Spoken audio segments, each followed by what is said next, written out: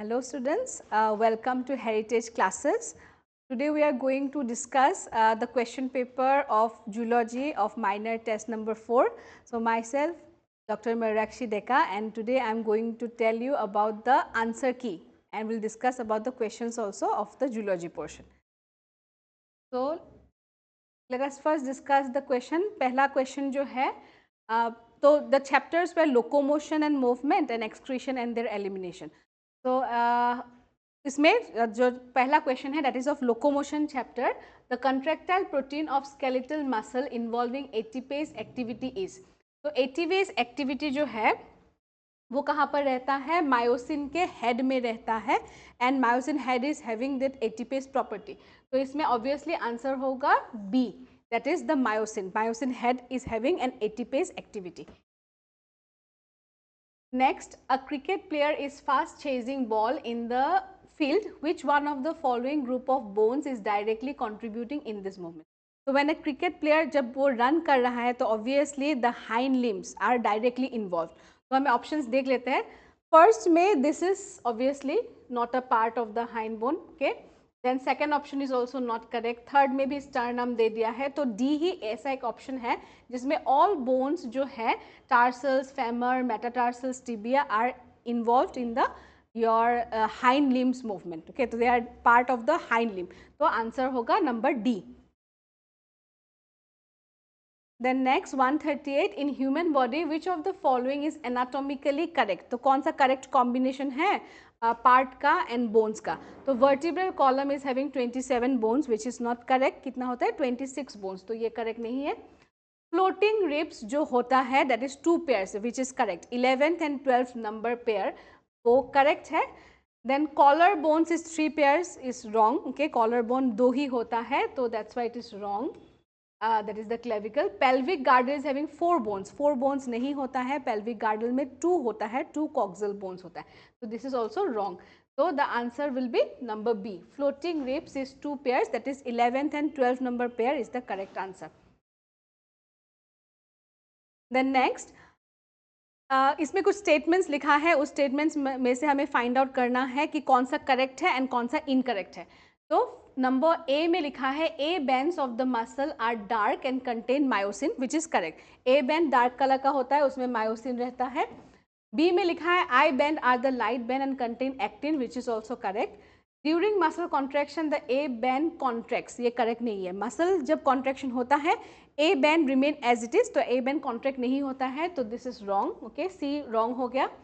Then D लिखा है the part between 2 Z lines is called as sarcomere which is correct, which is the functional unit of contraction. And E में लिखा है the central part of thin filament not overlapped by thick filament. ये होना चाहिए था the central part of thick filament not overlapped by thin filament is called as H zone. यहाँ पर उल्टा लिख दिया, तो E भी wrong होगा।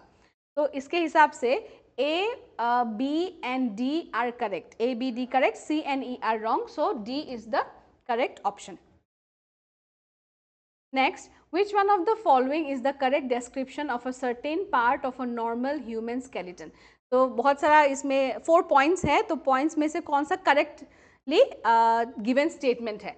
तो ए में लिखा है parietal bone and temporal bone of the skull are formed by joint by fibrous joint which is very correct.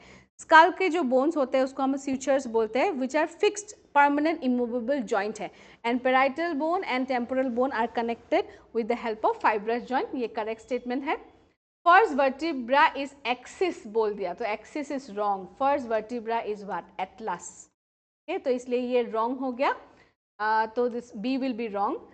सी में लिखा है the 9th and 10th pairs of ribs are called floating ribs, जो कि wrong है। 11th and 12th pair of ribs are called as floating ribs. And last में लिखा है glenoid cavity is a depression to which the thigh bone articulate. Thigh bone नहीं है, humerus है। Okay, humerus मतलब ये शोल्डर जॉइंट फॉर्म करता है, not the hip joint. So that's why glenoid cavity is not articulating, acetabulum is articulating with the thigh bone. तो ये भी wrong है, तो इसलिए हमारा करेक्ट आंसर होगा A. A is only the correct statement. Next, read the statements regarding muscle proteins. Number 1 point में लिखा है actin is a thin filament and is made up of 2F actin. Okay, actin एक दो filament से बना है helically wound around each other, तो हम उसको बोलते हैं एफ एक्टिन। मोनोमरिक फॉर्म को हम लोग बोलते हैं जी एक्टिन, लेकिन actin is present in the polymeric form जिसको हम लोग बोलते हैं फिलामेंटस एक्टिन और F actin. Then number 2, the complex protein tropomyosin is distributed at regular intervals on the troponin। तो उल्टा लिख दिया है, the complex protein या troponin tropomyosin के ऊपर रहता है at regular intervals। तो इसमें इसलिए this statement wrong हो गया। Number 3, myosin is a thick filament which is also a polymerized protein। तो which is correct, myosin is a polymerized protein। Monomeric form को हम लोग बोलेंगे मेरोमायोसिन और ये थिक फिलामेंट बनाता है, तो that's why it is correct. 4 number statement में लिखा है the globular head of meromyosin consist of light meromyosin. Globular head और जो शॉर्ट आर्म है दोनों मिलाकर होता है heavy meromyosin and tail is the light meromyosin, तो दैट्स व्हाई 4 नंबर स्टेटमेंट भी गलत होगा। तो 1 and 3 आर करेक्ट, तो number C is the correct answer. Then next, the scapula is a large triangular flat bone situated in the dorsal part of the thorax between। Scapula is a part of pectoral girdle और scapula is a triangular shaped bone, वो dorsal part में रहता है extending between the second and the 7th number rib। second rib से 7 number ribs तक ये extend होता है। Next, during muscular contraction which of the following events occur। तो मसल जब एक कॉन्ट्रैक्ट होता है तो कौन सा इवेंट्स इसमें होता है, that we have to select. तो एज जोन में डिसअपियर वो हो सकता है, जब अगर मसल एज जोन तो नैरो होता है, अगर बहुत ज़्यादा कॉन्ट्रैक्शन करे, मैक्सिमली कॉन्ट्रैक्ट करे, एज जोन में even disappear because thin filaments will come completely over the thick filament, तो ये करेक्ट है। A band widens, A band wide नहीं होता, वो जैसा है वैसा रहता है, that means A band remains unaffected, तो वाइडन्स भी रॉन्ग हो जाएगा। Next number 3, I band reduces in white. Okay, तो आई बैंड जो है वो अपना मतलब लेंथ पे छोटा होता है, वाइट में छोटा होता है, तो which is correct, this is correct. Then white of A band is unaffected, which is also correct. A band जैसा है वैसा रहेगा, उसमें लेंथ या वाइट कम नहीं होगा। And M line and Z line come closer. अगर M line is present at the middle of the your A band and Z line is present in the middle of the I band, तो जब दो Z line closure आएंगे एक दूसरे के, तो obviously वो एम लाइन के भी क्लोजर आएंगे। M line is present at the centre of the A band, तो Z line is coming closer to the centre of the A band, तो obviously the M line and the Z line will also come together, come closer during the process of muscle contraction. तो इसमें 1 correct है, 3, 4 and 5 correct है, मतलब A is the correct answer. Next, stimulation of a muscle fibre by a motor neuron occurs at. तो जब एक motor neuron आकर and होता है एंड सर्कोलेमा स्टार्ट होता है, हम उसको क्या बोलते हैं, न्यूरोमस्कुलर जंक्शन और मोटर एंड प्लेट। तो मोटर न्यूरॉन जो स्टिमुलेशन देगा वो न्यूरोमस्कुलर जंक्शन में के थ्रू वो जाएगा इनटू द सर्कोलेमा। तो stimulation of a muscle fibre motor neuron occurs at the neuromuscular junction. Then next, sliding filament theory can be best explained as when myofilaments slide past each other, actin filaments shorten while myosin filaments do not shorten। तो एक बात मैं clear कर देती हूँ, I think you know about this, कि जब muscle contraction होता है the thin filaments slide over the thick filaments, but उन individual length of the your myosin और individual length of the actin, या बोल सकते हो कि individual length of thick filament and thin filament, they do not get reduce. मतलब किसी भी फिलामेंट का लेंथ रिड्यूस नहीं होता, वो कॉन्ट्रैक्ट नहीं होता। बात यह है कि वो स्लाइड करता है एक दूसरे के ऊपर, दैट्स वाई द सार्कोमेयर का लेंथ कम हो जाता है। तो इसलिए इसमें करेक्ट ऑप्शन होगा कि C, actin and myosin do not shorten, वो खुद शॉर्टन नहीं होता, but slide pass each other, दोनों में स्लाइड करके they are coming, thin filaments are sliding over the thick filaments, that's why the length of the your sarcomere gets reduce. So C will be the correct answer. Next, out of X pairs of ribs in human, only Y pairs are true ribs। Okay, तो X pairs कितना होगा 12 pairs and true ribs कितना होता है 7 pairs। तो true ribs का मतलब होगा which is dorsally connected to the vertebral column, thoracic vertebrae and ventrally connected to sternum. तो ऐसा करने के लिए सिर्फ 7 पेयर्स ऑफ रिब्स होते हैं। First 7 pairs of ribs are called as the true ribs. तो इसलिए नंबर ए करेक्ट आंसर होगा। 12 पेयर्स ऑफ रिब्स में से 7 पेयर्स ऑफ रिब्स मतलब x is 12, y is 7, true ribs are attached dorsally to vertebral column and ventrally to sternum. So A is the correct answer. Next, calcium is important in skeletal muscle contraction because it. तो calcium is very important muscle contraction, हमने पूरा muscle contraction पढ़ा है तो we know. तो calcium क्या करता है, ट्रोपोनिन के साथ एक सब यूनिट ऑफ ट्रोपोनिन जिसको हम लोग बोल सकते हैं ट्रोपोनिन सी के साथ बाइंड करता है एंड ट्रोपोनिन ट्रोपोमायोसिन कॉम्प्लेक्स को अवे ले जाता है फ्रॉम द एक्टिन, ताकि जो मायोसिन बाइंडिंग साइट है on actin that becomes free. Myosin तो हमेशा फ्री रहता है एक्टिन के साथ बाइंड करने के लिए, लेकिन एक्टिन ही फ्री नहीं रहता because of the troponin and tropomyosin. तो इसलिए आंसर होगा binds to troponin to remove the masking of active sites on actin for myosin. Okay, then next one, read the following statements and select the correct option. Statement 1 में लिखा है locomotion is the movement of an individual from one place to another. Obviously अगर हम place change करते हैं, displacement करते हैं तो हम उसको बोलते हैं लोकोमोशन। एंड स्टेटमेंट 2 में लिखा है all movements are locomotion but all locomotions are not movement. Okay, तो विच इज रॉन्ग, क्योंकि ये होना चाहिए था all locomotions are movement but all movements are not locomotion. यहाँ पर उल्टा लिख दिया तो स्टेटमेंट नंबर 2 रॉन्ग होगा। तो करेक्ट होगा कि statement 1 is correct and statement 2 is incorrect. तो B will be the correct answer. Next, match column 1 with column 2, select the correct option from the codes given below. तो amoeboid movement जो करता है वो WBC करता है, तो that will be leucocytes. Okay, ciliary movement जो करता है सिलिया हमें मिलता है ट्रैकिया में, ओके, एंड फैलोपियन ट्यूब में भी मिलता है, तो for the removal of the mucus and the dust particle. Flagellar movement is found in the spermatozoa and sperm. Muscular movement जो है वो लिम्स में मिलता है। Okay, the different type of movements जो इंट्रोडक्शन में ही लिखा है लोकोमोशन चैप्टर का। तो इसके हिसाब से आंसर होगा B, A2 B3, okay, C4 and D1. Next, the type of muscle fiber present in the wall of alimentary canal is, alimentary canal is an visceral organ, okay, इसके जो wall में muscle होगा obviously वो क्या होगा, smooth muscle होगा। Okay, and smooth muscle में striations नहीं होते हैं, that is an unstriped muscle. तो इसलिए इसमें सिर्फ option A is the correct answer. तो alimentary canal wall is made up of smooth muscle. Next, given below is the figure of a sarcomere दिया है, आइडेंटिफाई करना है, करेक्ट है। ऑब्वियसली ये जो पूरा कंप्लीट बैंड है जिसको ए से मार्क किया गया है that will be the A band. Then B is the your Z line, B Z line. C जो है बीच का जो पोर्शन जहां पर थिन फिलामेंट्स नहीं है, this portion is obviously H zone. And D जो है यहाँ से लेकर यहाँ तक that is the light band, that is the I band. तो A is the correct option.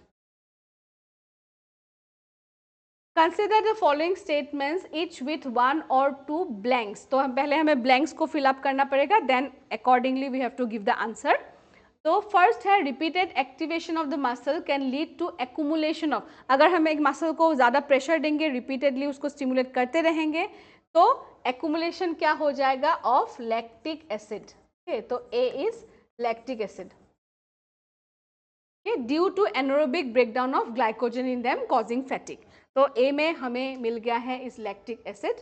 Then next one, the globular head of meromyosin is an active ATPase enzyme, हम जानते हैं, and has binding site for.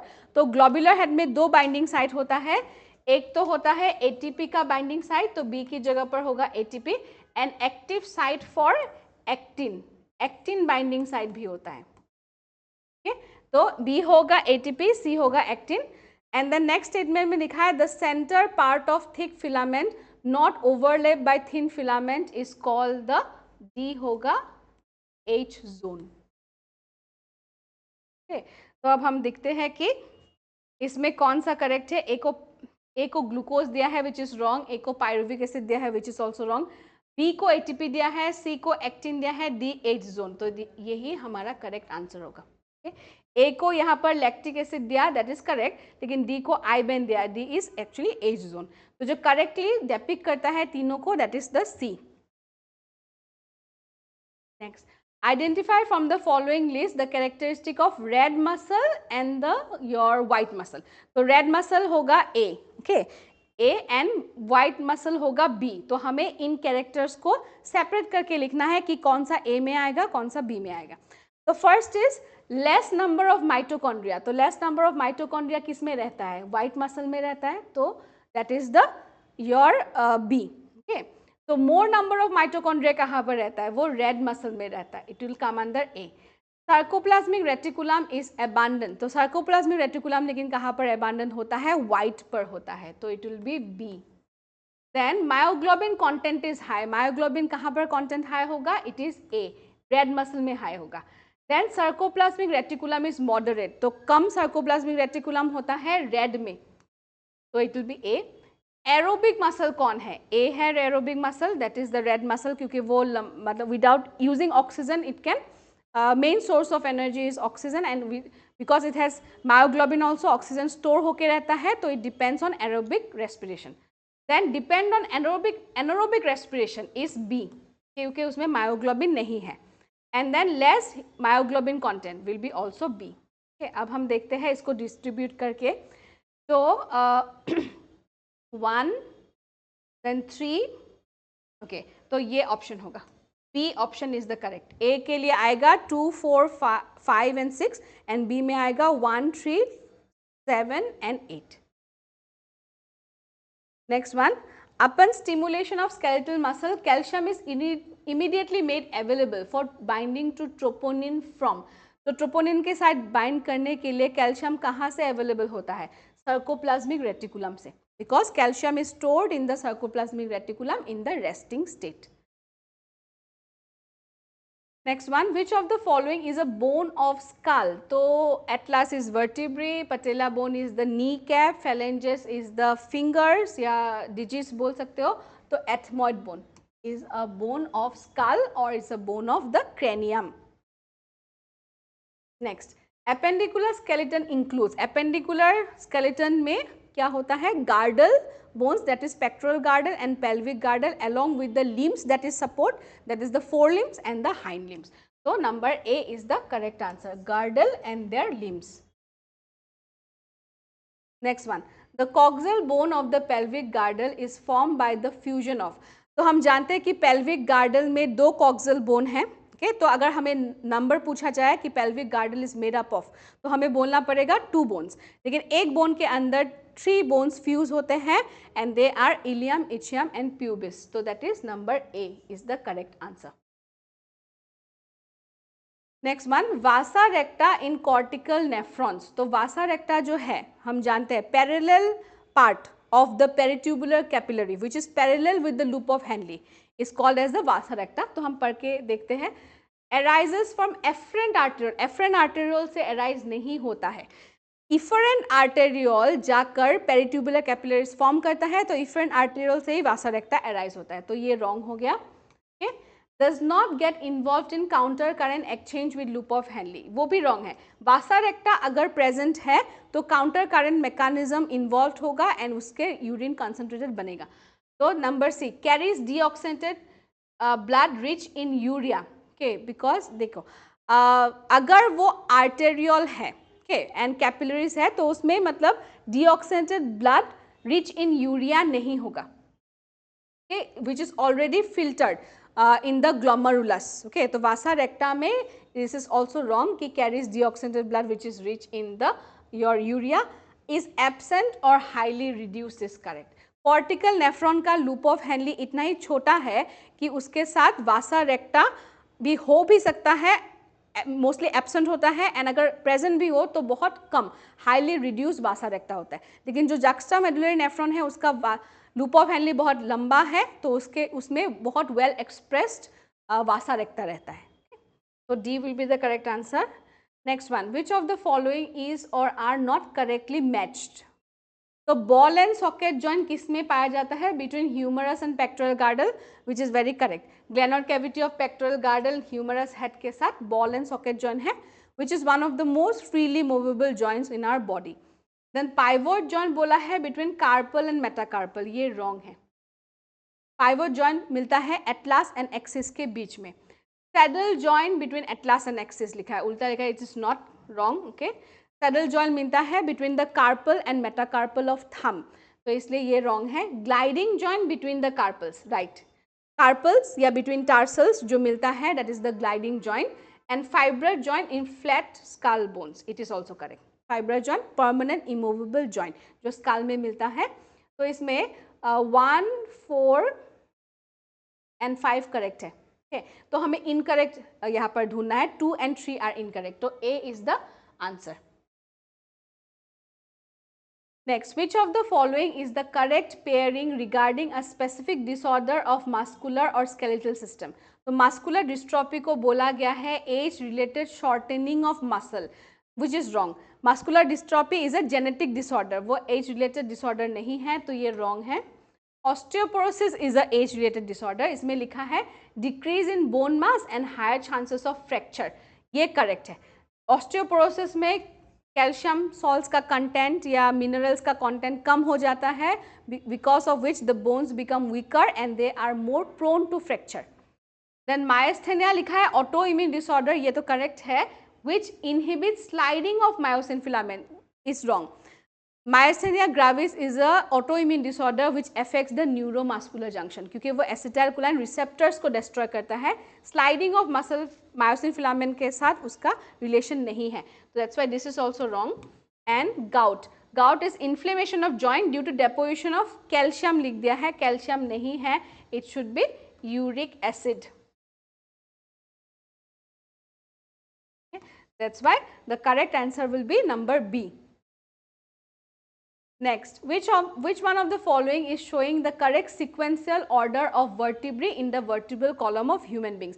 तो human beings के vertebral column में first सबसे पहले क्या आता है? Cervical. Okay, cervical is present in the neck region. उसके बाद आता है thoracic, which is present in the thorax region. Then आता है lumbar. Okay, so I think D is the correct answer. First cervical, thoracic, lumbar is the abdomen region, sacral and coccygeal. Okay, तो this are the correct sequence इसमें depict किया गया है, इस number D. Next, knee joint and elbow joint are examples of. Knee joint and elbow joint do not allow movement in all the direction, okay, but they are also a type of a synovial joint only. So knee joint and elbow joint is an example of hinge joint.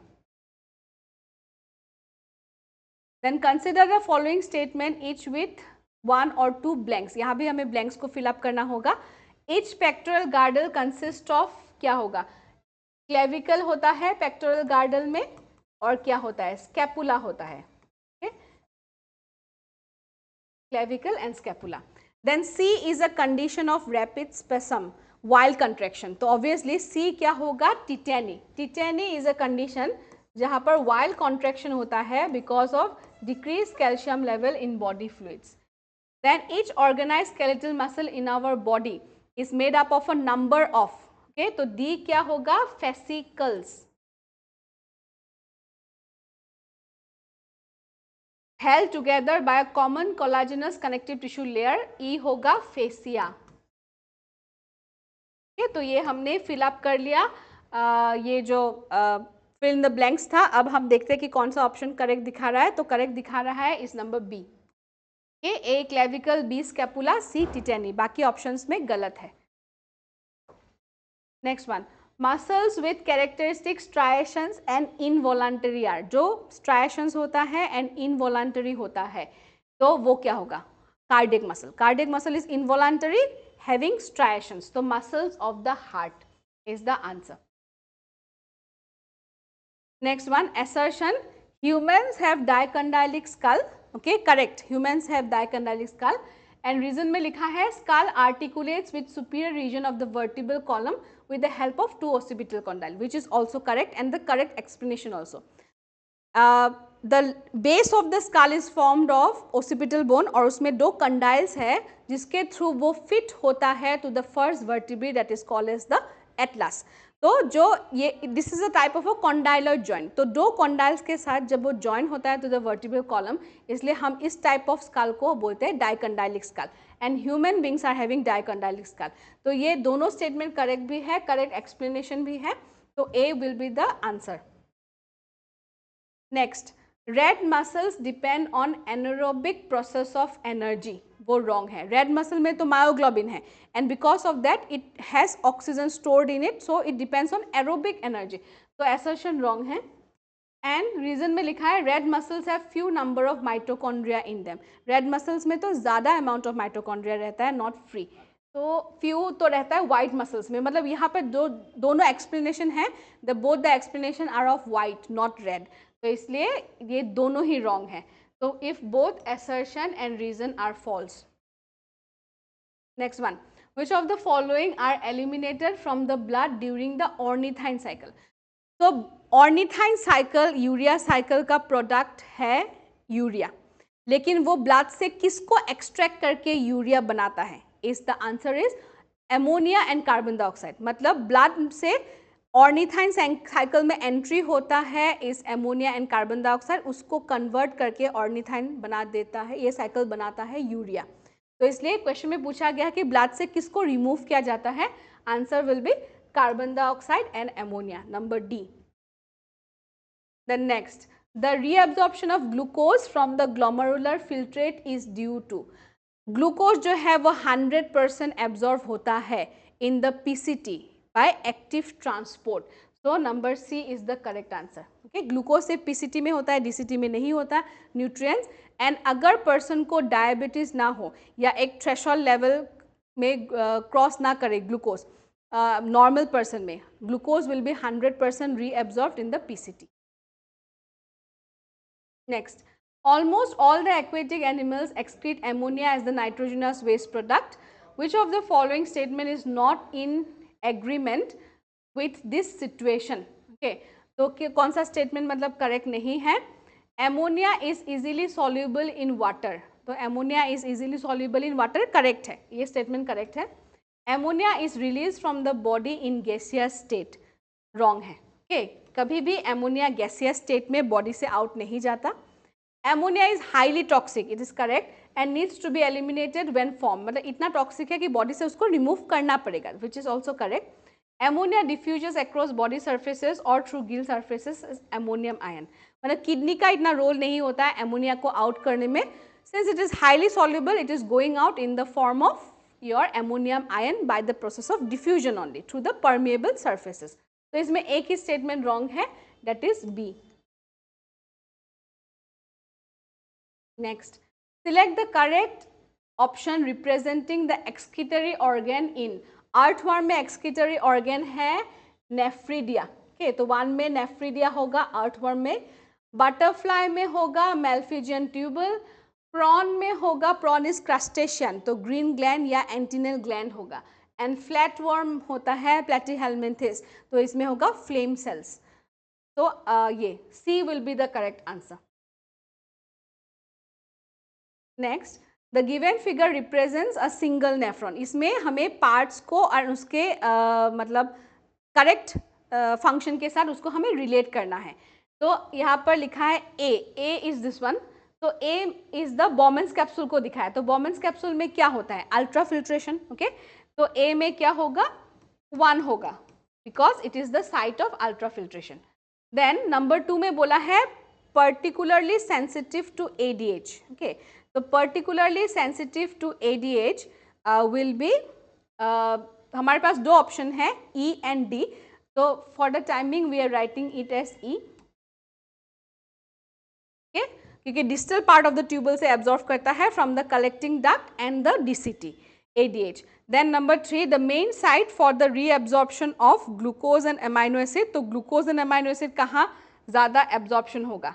Okay, it is C, PCT में ही सबसे ज़्यादा nutrients obviously is the main site is always PCT and largely responsible for the maintenance of blood pH, तो blood pH को maintain करने में D का भी important role है, ओके, तो it will be number 4।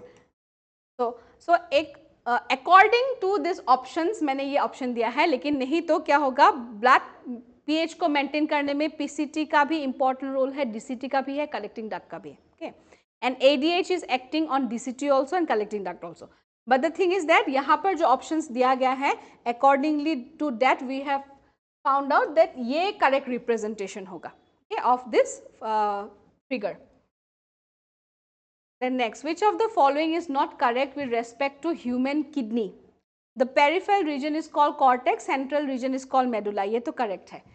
Malpighian corpuscles are present in the cortical region, वो भी correct है. Blood enters glomerulus through efferent लिख दिया, sorry, it should be what? If efferent. Okay, तो glomerulus कौन form करता है? Efferent arteriole. So it's not efferent. And the concave part of kidney is called as hilum. ये correct है. तो इसमें नंबर सी ही सिर्फ रॉन्ग है. Then next one, which of the following statements are correct? Renal vein takes blood away from kidney. Correct है. Renal artery kidney में blood लाता है, वेन रीनल वेन उसको ले जाता है. करेक्ट है. Next, urine gets dilated in ascending limb. ये हो गया descending limb and ascending limb, descending limb, ascending limb. तो जब वो ऊपर की तरफ जाएगा तो वो डाइल्यूट हो जाएगा. जब वो नीचे की तरफ जा रहा है तो कॉन्सेंट्रेटेड होता है. तो इसलिए दिस इज ऑल्सो करेक्ट.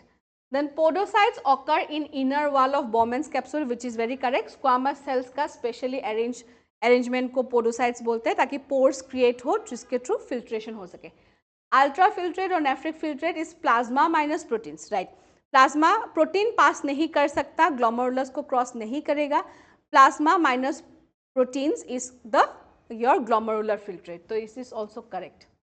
तो इसमें मतलब सभी करेक्ट है. तो D 1, 2, 3 and 4. Next one, which of the following is an incorrect match? Bowman's capsule, glomerular filtrate. ये तो करेक्ट मैच ही है. DCT एब्जॉर्प्शन ऑफ ग्लूकोज, ये रॉन्ग है. कौन एब्जॉर्प्शन करता है? PCT. Nutrients are always absorbed in PCT, not in DCT. Henle's loop, concentration of urine is the main function, right, by forming the counter current mechanism. And PCT absorption of Na plus भी होता है, K plus भी होता है. It is correct. Okay? तो answer होगा ये, B wrong है सिर्फ, बाकी सब correct है.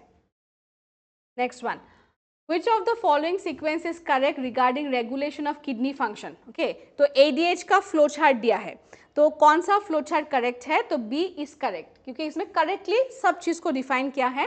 जैसे an excess loss of fluid from body क्या करेगा? ऑस्मो रिसेप्टर्स को एक्टिवेट करेगा एंड ऑस्मो रिसेप्टर जाकर हाइपोथैलेमस को स्टिमुलेट करेगा. Hypothalamus will release ADH from where? Is from the neurohypophysis. Hypothalamus neurohypophysis को ट्रिगर करेगा टू रिलीज एडीएच. ADH क्या करेगा? इंक्रीजेस वाटर परमेबिलिटी, वाटर को और एब्जॉर्ब करेगा from DCT and collecting duct and thereby prevention of diuresis, मतलब prevention of excessive urination. तो ये फ्लो चार्ट में correctly every point of the ADH is mechanism is depicted correctly. So B is the correct answer. Next one, 176 is glycosuria is the condition. तो abnormal constituent of urine. जब glucose urine में जाता है मतलब the glucose quantity of urine blood is more. तो renal threshold is about 180 mg. अगर threshold को cross कर दे तो किडनी पूरा एब्जॉर्ब नहीं कर पाएगा ग्लूकोज को. नॉर्मली एक नॉर्मल पर्सन में हमेशा 100% ग्लूकोज इज एब्जॉर्ब्ड. बट अगर एक पर्सन को डायबिटीज हो, डायबिटीज मेलिटस हो, तो ग्लूकोज का लेवल इतना बढ़ जाता है कि यूरिन में भी ग्लूकोज जाता है and that is called as the glycosuria. So excretes sugar in urine. ये होगा डायबिटीज मेलिटस पर. Next one, which one of the following is correct with reference to haemodialysis? Haemodialysis में कौन सा करेक्ट है? Absorb and resend excess of ions. ये तो wrong है. मतलब डायलाइजर क्या करेगा? अगर ब्लड में एक्सेस ऑफ आयंस है तो वो डायलाइजिंग फ्लूइड में चला जाएगा because of concentration gradient and that will not remain in the your blood. The dialysing unit has a coil cellophane tube. Correct है. Coil cellophane tube, porous cellophane tube रहता है ताकि वो चीज़ों को क्रॉस करने दे. Then blood is pumped back through a suitable artery after haemodialysis. Okay, तो वो भी रॉन्ग होगा क्योंकि स्विचेबल आर्टरी नहीं होगा। जब हम ब्लड को बैक देंगे ना तो हम एक वेन में देंगे। When we are taking the blood out, we are taking out from an artery and when we are giving the blood back, we are giving it to the vein. तो यहाँ पर एक्चुअली पम्प्ड बैक लिखा है, तो artery नहीं होगा, when होगा, तो ये रॉन्ग है। एंड डी में लिखा है nitrogenous waste are remove by active transport. Active transport से रिमूव नहीं होता है क्योंकि डायलाइजिंग फ्लूइड में नाइट्रोजनस वेस्ट है ही नहीं एंड ब्लड में नाइट्रोजनस वेस्ट है, तो वो फ्रॉम हाई टू लो जा रहा है, तो हाई टू लो जाना is not active transport, it's passive, तो इसलिए ये रॉन्ग होगा। तो इसमें एक ही स्टेटमेंट करेक्ट है, that is B. Next one, glomerulonephritis is nephritis. Glomerulonephritis मतलब क्या होता है, किडनी का जो ग्लोमेरुली है वो इन्फ्लेमेशन हो जाता है, तो number A is the correct answer. Next one, in the descending limb of loop of Henle, the urine is hypotonic. Descending limb में hypotonic है, okay, तो हम draw कर लेते हैं इसको। Descending limb में जो filtrate है वो नीचे जाता है, तो वो hypotonic नहीं होता है, वो hyper होता है। While in ascending limb इसमें लिखा है hyper होता है, तो इसमें उल्टा लिख दिया है। Descending limb में होगा hypertonic, ascending limb में होगा hypotonic, तो ये wrong है। And डिसेंडिंग लिम्ब, रीजन में लिखा है descending limb is impermeable to water, जो रॉन्ग है। Descending limb is permeable to water and ascending limb is only permeable to salt. ठीक है, तो इसलिए ये रॉन्ग है, both the statements are wrong, तो if both assertion and reason are false. Last question number 180, which of the following option has the correct pair of nephron parts that maintains pH and ionic balance? तो मैंने जो बोला कि pH and ionic balance वो part maintain करता है जो reabsorption भी करता है, सिक्रीशन भी करता है, पर्टिकुलरली सिक्रीशन, तो PCT, DCT and collecting duct. लेकिन इसमें देखो पीसीटी के साथ हेनलीज लूप लिखा तो वो ऑप्शन तो करेक्ट नहीं होगा, डिस्टल कन्वर्टर के साथ कलेक्टिंग डक्ट लिखा तो ये ऑप्शन करेक्ट है। पीसीटी के साथ ग्लोमेरुलस लिखा, ग्लोमेरुलस की वजह से वो करेक्ट नहीं होगा, कलेक्टिंग डक्ट करेक्ट है लेकिन हेनलीज लूप करेक्ट नहीं है, तो इसलिए सिर्फ बी ऐसा ऑप्शन है जो दोनों करेक्ट है, तो that's why B is the answer. तो this is the end of the discussion of the zoology paper. Hope आप लोग का पेपर अच्छा गया है, तो खुद प्रिपेयर करते रहिए, अच्छे से खुद प्रिपेयर करिए, ईच एंड एवरी चैप्टर को अच्छे से दीजिए ताकि एग्जाम जो है वो अच्छा हो। Okay, so thank you.